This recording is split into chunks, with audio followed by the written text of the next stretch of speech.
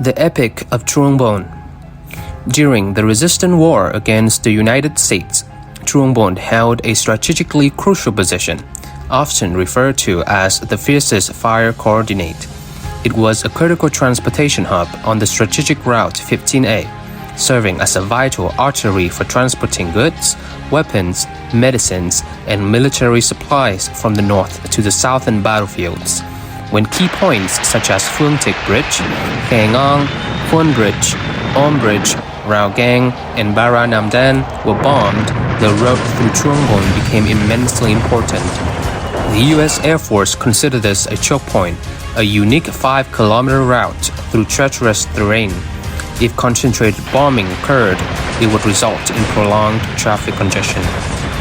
Understanding the strategic significance of Truong, the U.S. forces relentlessly bombarded the area to annihilate this critical supply route. Tens of thousands of bombs were dropped on Truong to sever our transportation line. On average, each meter of this lane endured more than 3 bombs. In June and October 1968 alone, Truong was hit by over 2,692 bombs and various other munitions. Day and night, Truong was under continuous bombing, with peak days seeing up to 131 bombings, earning it the moniker Bomb Pouch in the battlefield zone 4. In this life and death struggle, 1,240 soldiers bravely fought and heroically sacrificed their lives. To protect the strategic position of Truong, the government and the people of Nghệ An mobilized forces to maintain the vital transportation route.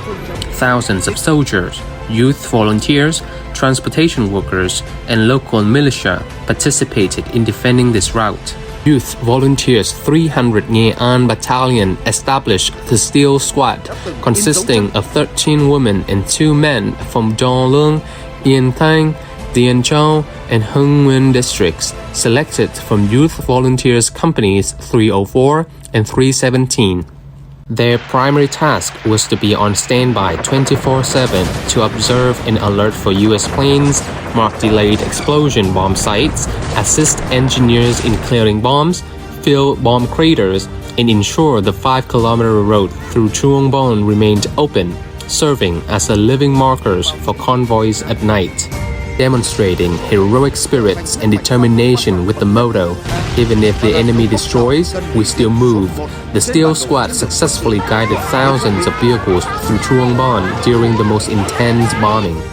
On the night of October 30, 1968, the unit held a farewell party for comrades about to be discharged. Those who had completed their term and were about to start schooling in Company 317 included Duan, Dang, Phuc, Hien, Hoa, and Tân were returning home to get married, with their families awaiting. 4 others were returning home because their brother had died, leaving no one to care for their mother. At 8 p.m., Company 317 received a secret order. At 12 a.m. on November 1st, U.S. planes will cease bombing the north. Until then, enemy planes will intensify bombardment to destroy Truong, aiming to stop northern reinforcements to the southern battlefield. 8 people, although officially discharged, volunteered to stay for the last mission, saying, "If we still have 1 hour at the unit, we will fight." At 4:30 a.m. the next morning, the unit's alarm rang. Half an hour later, everyone was on the road. Some were still eating the hard bread prepared overnight, while repairing roads and filling bomb craters to ensure safe passage for convoys. The dangerous Key Long slope, always targeted by enemy's planes, needed urgent repair to prevent Truong from being blocked. At 6:10 a.m., as the work was nearly done, an alert was sounded for an incoming airstrike. 14 soldiers continued their duties while retreating to their shelter. U.S. planes unleashed 172 bombs, engulfing the unit in explosions. The Steel Squad was buried under the bombing. As the first raid ended, supersonic planes returned for more attacks. It took nearly an hour for the bombing to stop, leaving deep craters and shattered remains. The survivors of Company 317 began a desperate search for their comrades. Only squad leader Chan Ti-tong was found alive, barely breathing.